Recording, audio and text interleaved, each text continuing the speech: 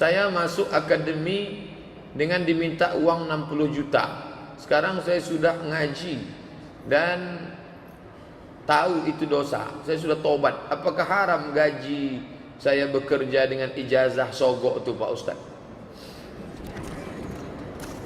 Inilah masalahnya jamaah. Dia bertanya barang itu dah jadi.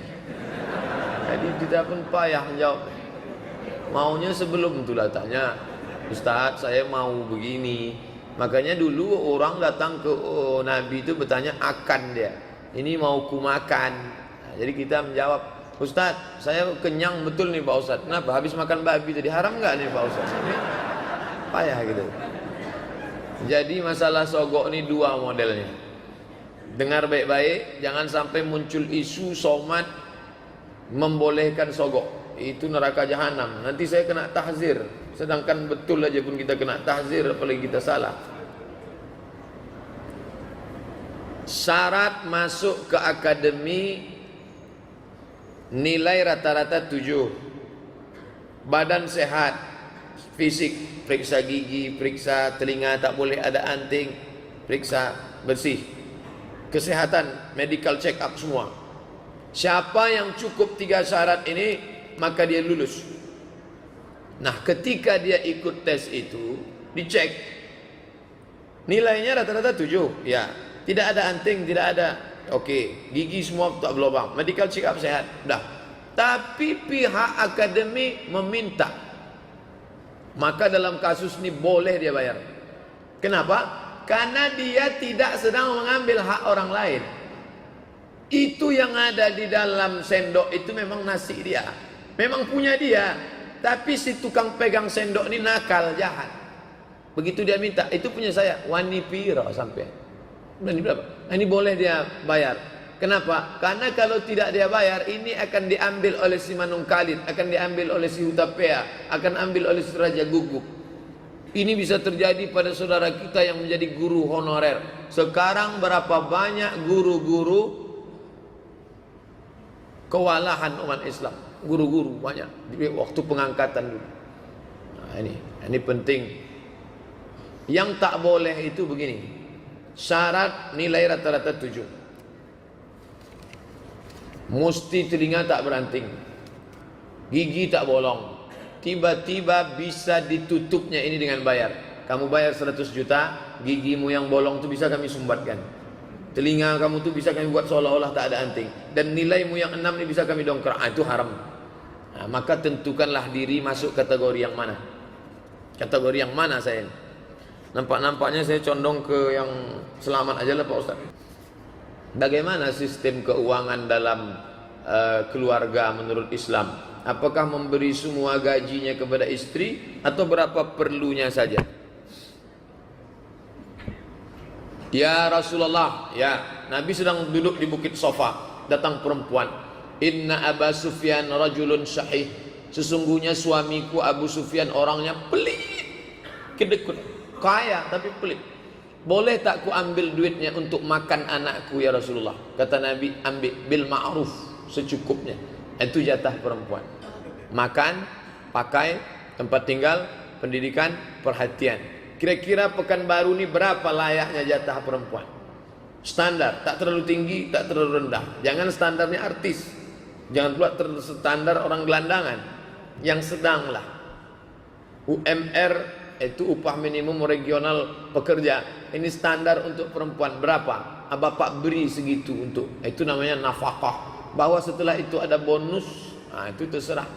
Adapun semua diserahkannya ke istri, iya kalau istrinya solehah. Kalau tidak, itu suami cepat mati. Masuk dia dalam kelompok ikatan suami takut bini. Mana yang lebih baik? Lanjut studi atau fokus ngapal Quran terlebih dulu? Bagus ngapal Quran. Andailah musim boleh diulang balik, tentu saya ngapal Quran dulu baru ke Mesir. Hafal Quran kita dulu bagus. Cara berpikir kita, terstruktur otak kita. Dan banyak orang-orang hafal Quran itu tak pikun. Karena otaknya bekerja terus. 1 hari 2 juz, cara berpikirnya. Nah, ini bagus. Nah, oleh sebab itu anak kemanakan saya Saya ingin bercita-cita mereka kalau boleh janganlah macam Ustadz Somad yang tak hafal Quran. Tapi kalau bisa anak cucu kita hafal Quran, bagus. Setahun pondok Padanaran yang di Jawa itu setahun program, masukkan dia, bagus. Saya menggunakan kartu kredit bank konvensional. Kartu kredit itu hanya saya gunakan untuk beli barang cicilan 0%. Jadi tak pakai bunga. Dan saya pakai tagihan selalu sebelum jatuh tempo, biar tak kena bunga. Seandainya saya tetap pakai kartu kredit, apa saya kena dosa Pak Ustaz? Pindah ke bank syariah, Bank Riau Syariah Kepri, Bank Mandiri Syariah, kalau dia punya program kartu kredit. Andai tak terelakkan, tidak ada dosa. Karena sama macam orang numpang transfer saja. Tolong kirim duit ke saya Pak Ustaz. Ya, tafakuh, jual buku, orangnya di Bandung, di Jakarta. Transfer gimana? Kebetulan dia pakai konvensional, orang itu dia transfer.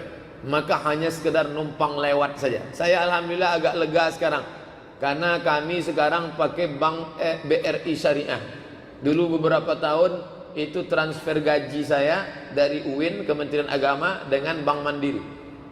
Tapi bunga tak pernah diambil, hanya sekedar numpang lewat saja. Karena tak mungkin pegawai itu ngantar ke rumah. Nah, itu sekedar numpang lewat. Andai ada bunganya tak boleh dipakai. Serahkan ke lembaga yang dinikmati orang banyak, panti jompo, anak yatim, fakir masjid. Niatnya bukan untuk sedekah, niatnya mengembalikan uang umat kepada umat. Tempat saya masih ada tradisi bakar menyan sebelum berdoa. Misalnya sebelum doa bersama, bagaimana hukum bakar menyan?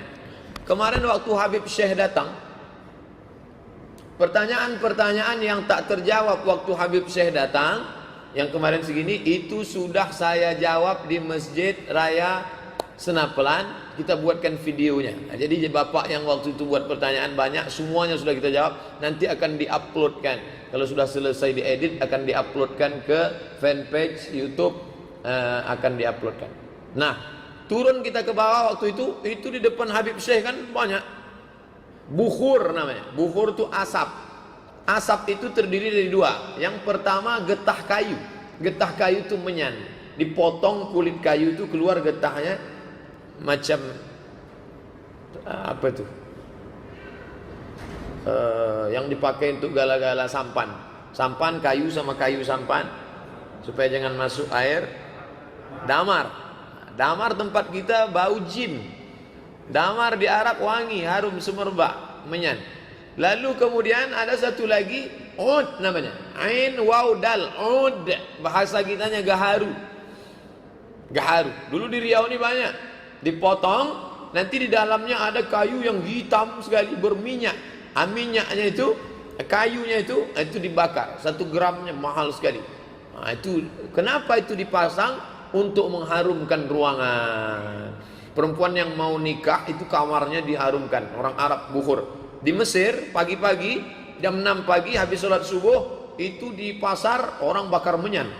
Saya pertama lewat di pasar di Mesir, mereka manggil jin juga rupanya. Rupanya bakar menyan itu untuk pengharum ruangan. Jadi kalau dia bakar itu untuk pengharum ruangan tak masalah. Tapi kalau dia meyakini doanya itu sampai ke alam arwana dibawa oleh asap menyan, di situ masalah. Jadi gimana sikap kami Pak Ustadz? Besok balik kampung pas mau Idul Fitri tanya yang bakar, Pak, ini untuk pengharum ruangan atau ngantar doa ke alam arwana? Kalau kata dia doa kita ini sampai kena asap ini, siramkan air ke asap. Kalau berani.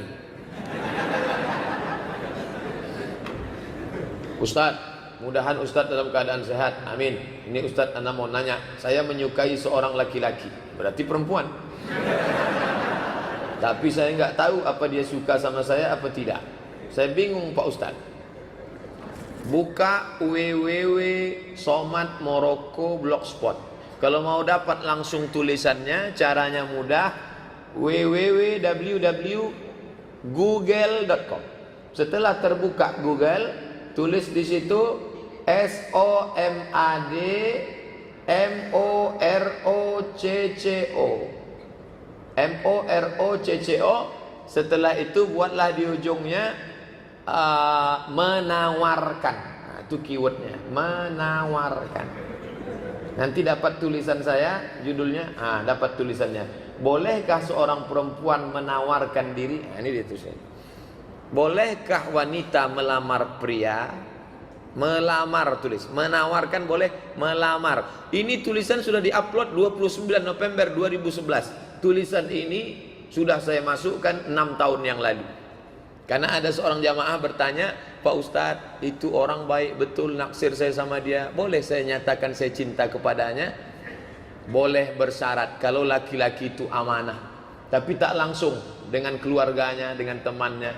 Aku ingin nikah dengan anak ibu yang ganteng itu, mau tak dia sama saya? Tapi orang tua amanah. Tapi kalau mulut dia ember, jangan, nanti malu. Begitu selesai langsung diupdate-nya, si Anu suka padaku, kasihan deh lu. Mau apa tak bengkak enggak gitu kan? Boleh menawarkan diri kepada laki-laki yang amanah. Dalilnya mana? Yang pertama, Syuaib menawarkan diri anaknya kepada Musa.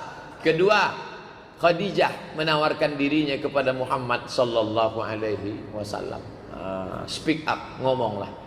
Jangan tahan di hati, nanti menggumpal jadi kristal. Ada saya belajar hadis mengatakan, kalau masuk bulan Ramadan, lepas pertanyaan kubur, selamat siksa kubur bagi orang yang rajin sholat, puasa. Pertanyaannya, apakah setelah hari raya malaikat bertanya lagi? Hadis ini tidak bisa dipahami secara tekstual.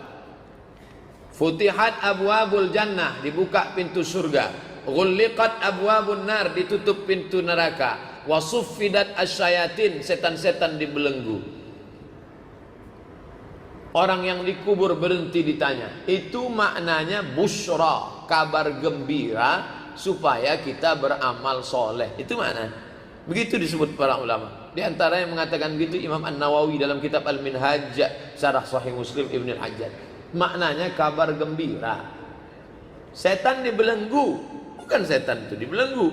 Karena kalau setan dibelenggu tak akan ada rumah makan hantu. Rumah makan hantu yang kepala tertutup, kaki terbuka. Itu kan ada setan.